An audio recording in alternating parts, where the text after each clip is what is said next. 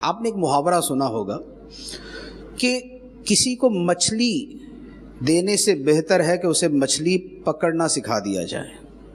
کسی کو مچھلی دینے سے بہتر ہے کہ اسے مچھلی پکڑنا سکھا دیا جائے، کیونکہ جس کو آپ نے مچھلی دی اس کو آپ نے ایک دن کا کھانا دیا، اور جس کو مچھلی پکڑنا سکھایا اس سے آپ نے زندگی بھر کا کھانا دیا. ٹھیک ہے.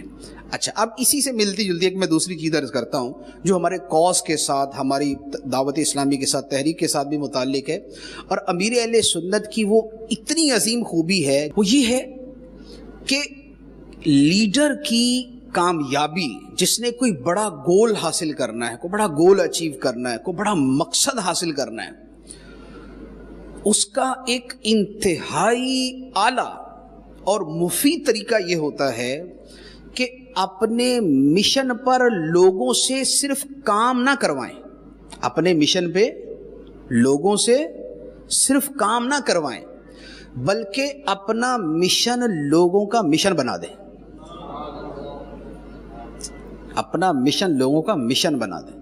میں آپ سے کہوں کہ آپ نے درس دینا ہے، آپ درس دے دیا، آپ نے درس دینے کے بعد آپ نے کہا جی میں تو مفتی صاحب کی بات پہ عمل کر لیا، میں نے آپ سے کہا جی قافلے میں سفر کرنا ہے، آپ نے کر لیا، کر کے آپ نے کہا جی مجھے کہا تھا قافلے میں سفر کرنے کا، میں نے کر لیا بس.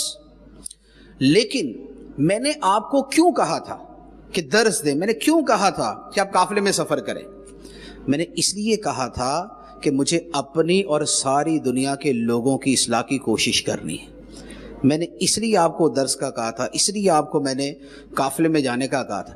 اب اگر میں نے یہ مشن آپ کا مشن بنا دیا نا، اور آپ کی بھی یہی سوچ بن گئی، تو اب آپ تنہا ہی صرف درس نہیں دیں گے اور قافلے میں سفر نہیں کریں گے، بلکہ جب یہ آپ کا مشن ہے تو آپ دوسروں کو بھی کروانا شروع کر دیں گے. تو کامیابی کی بنیاد یہاں سے شروع ہوتی ہے کہ آپ اپنا مشن دوسروں کا بنا دیں. عام طور پہ تنظیموں میں کیا ہوتا ہے یا اداروں میں کیا ہوتا ہے، اداروں کے اندر لوگ لیڈر نہیں بنتے، مینیجر بنتے ہیں. اداروں میں لوگ لیڈر نہیں بنتے بلکہ مینیجر بنتے. مینیجر کا مطلب یہ ہوتا ہے کہ اس نے بس دوسروں سے کام کروانا ہے،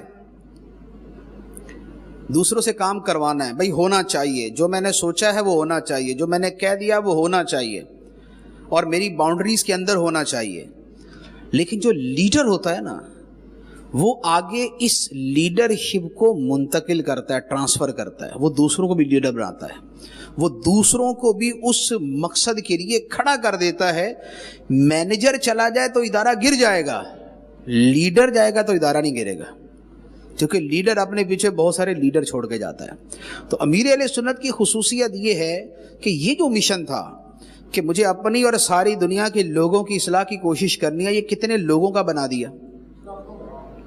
یہ کتنے لوگوں کا بنا دیا؟ یہ جتنے لوگوں کا بنا دیا، یہ اسی لیول کی ہائی قسم کی لیڈرشپ ہے.